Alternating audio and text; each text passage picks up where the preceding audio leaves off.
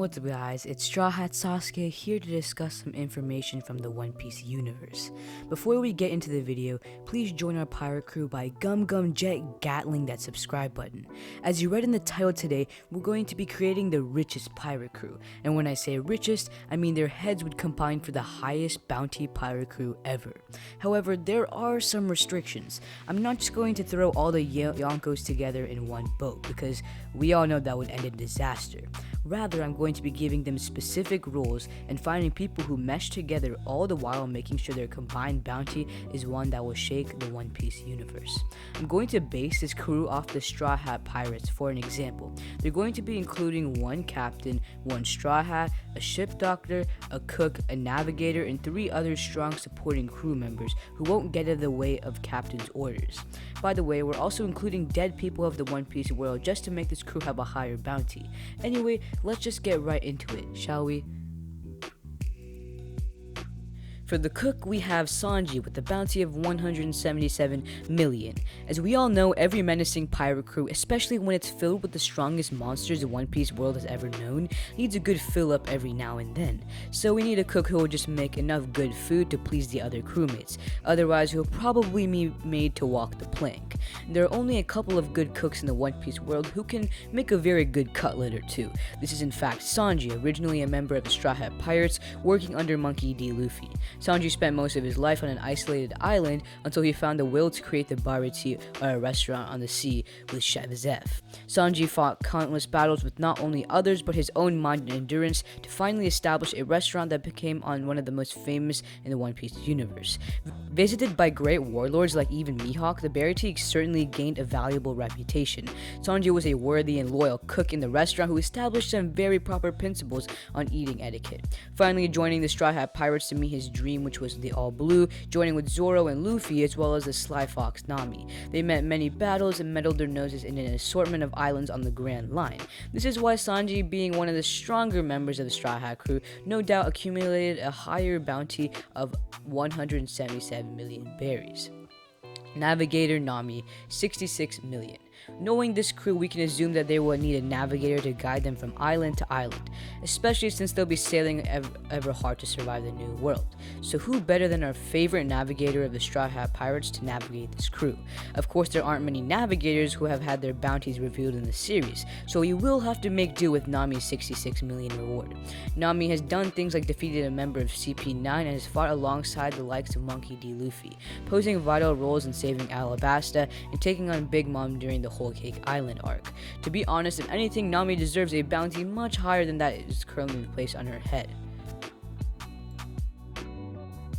Dr. Trafalgar Law, bounty of 500 million berries. Good crew needs a good doctor, so that's why we invited the Surgeon of Death, Trafalgar Law, on board. Not only that, but he has an absurdly high bounty of 500 million for a doctor. The only other doctor's bounty that we know in the series is Chopper's, and let's just say it's quite low compared to Law's. Law has provided himself very useful as a doctor, saving Luffy during the Paramount War, and even saving himself from the uncurable white disease he had contracted on his home island. His Ope Fru gives him the powers to cut up and put people back together in his room without the patient dying. Atop that, he has the ability to be an extremely powerful crew member. He's the captain of the Heart Pirates, and during Dressrosa, he found his way to being a very powerful character. Swordsman Red-Haired Shanks with a bounty of 4,048,900,000 berries. Now for Swordsman, we're adding a fan favorite with a large bounty on his head, and that is Red-Haired Shanks. Shanks is currently the second strongest swordsman in the world, a hair behind Dracula Mihawk. However, unlike Mihawk, Shanks is a Yonko with a bounty that's almost on Big Mom and Kato's level. We met Shanks in the opening scenes of the series, however he never fails to disappoint with his limited feats of strength. These feats include stopping the entire Paramount War with just his presence alone, tearing the sky open by clashing with Whitebeard, and sending almost everyone on the Whitebeard crew unconscious using his Haki alone. Shanks might just have the strongest Haki in the entire series, and he is indeed very powerful. For those of you who are wondering why Shanks would bow down to the position of swordsman rather than captain, then just wait till I reveal the captain's spot. First mate, Whitebeard, with a bounty of 5 billion berries. We all know Whitebeard, one of the runner-ups for the strongest characters in the series, right behind Goldie Roger. Top that, he is one of the most likable characters after the Paramount War.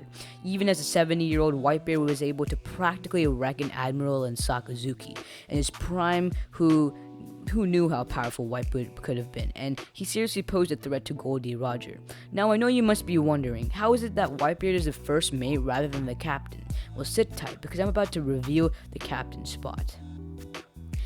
With the captain, we have Goldie Roger, 5.5 billion berries. Our captain is none other than Goldie Roger. Of course, this might have been expected, but Goldie Roger was truly one of a kind. Like I explained earlier, Shanks would definitely work under Roger because he has lots of respect for him. This is due to the fact that Shanks was on Roger's crew back in the day. Shanks and Roger have a father-son bond, and no doubt Shanks would step down and take the role as his swordsman. On the other hand, while Whitebeard was Roger's rival, it was clearly implied that they became good friends as the year passed. I mean, Whitebeard entrusted Odin, who was like his son, to Roger. It's also clearly mentioned that first mates are more like friends to the captain rather than underlings, as shown with Roger and Rayleigh and Luffy and Zoro. The final powerful member is Luffy with a bounty of 1.5 billion. The last pirate crew member we're adding to the star-studded cast is no doubt Monkey D. Luffy, the main character of the One Piece series. Since he's basically one of the strongest characters the One Piece world has ever seen, there's no question in adding him to the crew. Luffy possesses the devil fruit known as the Gum Gum fruit, which is a powerful type that can make him basically resemble the form of rubber and take many attacks. Luffy's bounty as of now is 1.5 billion berries, an astonishing amount compared to when he was just making a name for himself in the Grand Line.